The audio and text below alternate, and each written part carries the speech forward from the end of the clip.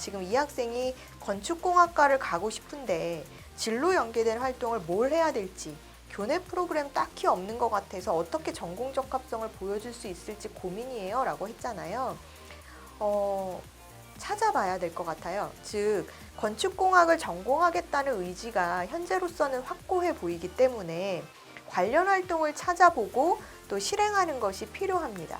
건축공학을 전공하겠다라고 하면 단순히 이제 건축뿐 아니라 뭐 건축공학, 건축학, 또 토목, 설계 이런 분야와도 연관성이 있고 또 미적 감각이라든지 이런 부분도 사실은 중요한 부분이 되잖아요. 그래서 우선 학생이 이 건축이라는 분야를 생각했을 때 그 분야랑 연계된 어떤 계열 분야와 더 적성이 맞아 떨어지는지 또 내가 관심이 있는 쪽은 어떤 쪽인지 이런 걸 고민해야 돼요. 예를 들어서 건축학과를 가겠어요 라고 했는데 미술을 너무 못해요. 저는 미술 정말 싫어하는데요. 막 이런 학생들도 있거든요. 그러면 사실은 좀 곤란하겠죠. 네. 그리고 물리 정말 못하는데요.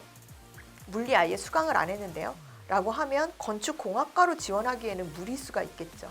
그래서 이런 부분들이 있기 때문에 여러분들이 내가 왜 이 분야에 대한 관심이 있는지를 체크를 하셔야 되는데 이 학생 같은 경우에는 이미 그런 뚜렷한 전공 의지가 있기 때문에 이제 찾기만 하면 돼요. 그래서 인터넷이나 진로 관련 서적을 통해서 정보를 구해서 내가 관련 분야에 대한 관심을 교과서특으로 끌어낼 수 있는 그런 노력이 좀 필요할 것 같고요. 또 방학을 이용해서 대학 캠프에 참여해 보는 것도 좋은 방법 중에 하나입니다. 사실 이런 그 전공과 관련한 그런 캠프들이 종종 열리게 돼요. 물론 이제 이런 대학 캠프를 참여한다라고 하면 학생부에 어느 대학 무슨 캠프에 갔다 왔어라는 것을 직접적으로 기재할 수는 없어요.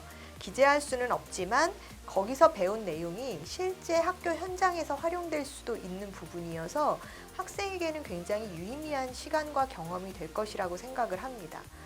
또 제가 알기로는 뭐 서울대, 건국대, 세종대 이런 쪽에 관련 주제로 진행되는 캠프들이 있거든요.